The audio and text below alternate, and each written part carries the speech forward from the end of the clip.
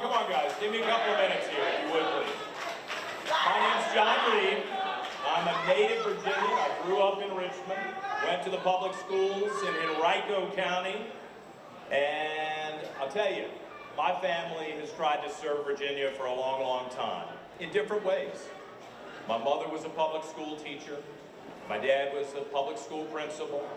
My grandparents were both public school teachers in Suffolk.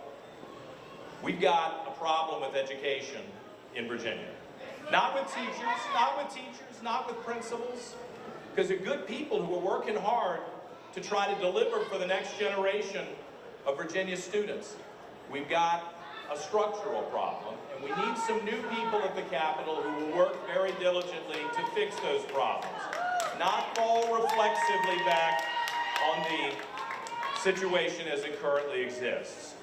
I will tell you, I worked for a lot of different folks in politics, sometimes behind the scenes, sometimes a little up front. One of the things that the people that I've worked for have always tried to do is show respect to the other side. So I do want to say hello to Jay and to Ghazala and to Abigail. I thank you for being here. I respect you. I appreciate the fact that you're here. I appreciate my colleagues, especially my running mate, Jason, and Winsome, and I've had some good conversations too. So don't be fooled by everything you read in the press. Look, I was going to start with a Ronald Reagan joke, but you guys were going to, it was kind of a gig on you, but I don't think that would help the environment. So let me skip that joke. And I'll tell you about it some other time. There are very clear differences between the two parties, respectfully. And I hope you see me as a new type of Republican. Someone who will arrive at the Capitol with an open mind, an open heart, and a fresh set of eyes. I hope you'll allow me the trust to arrive in the chair as Lieutenant Governor to try to find ways to bridge the gap between the political parties. I know how toxic it's become. When I worked in the Senate, here, I'm going to replace the story.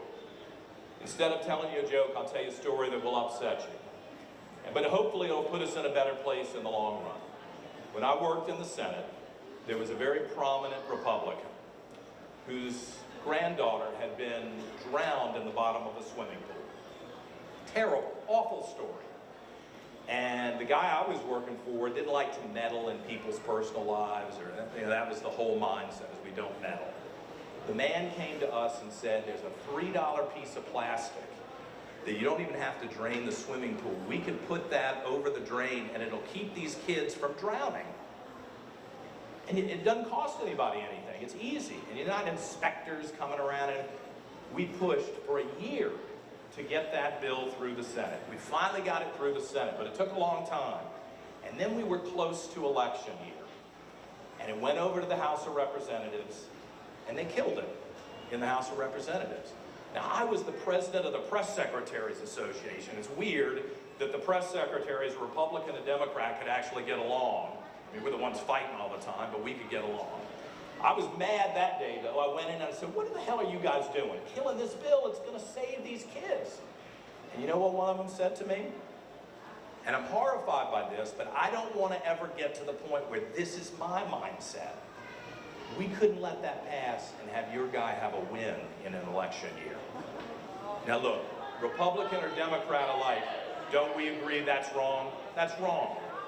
And one of the reasons that I quit my job as a commentator, and you all know, I give you a hard time on the radio, or used to, is because I felt like if I was going to talk the big talk for all these years, and I was so unhappy with the way certain people were leading the state that I should put my own butt on the line and get in the game and try to lead in a responsible way. And that's what I'm going to try to do. That's why I'm running. That's why I gave up my paycheck. And that might not have been a smart idea, because my mortgage was due today, and the bank account is dwindling.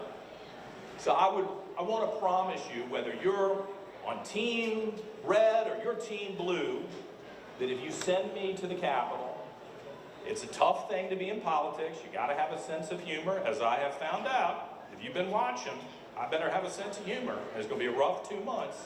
But when we arrive at the Capitol in January, can we please try to find the places of commonality where we can work together to build a Virginia that serves all of the people. All of the people. No matter what your color is, no matter what your sexuality is, no matter what your religion is, I'd like to help lead us to that place. And I really do thank you for having me here today. I'm so excited to be back. And I hope you have a wonderful Labor Day. Thank you. Thank you guys very much.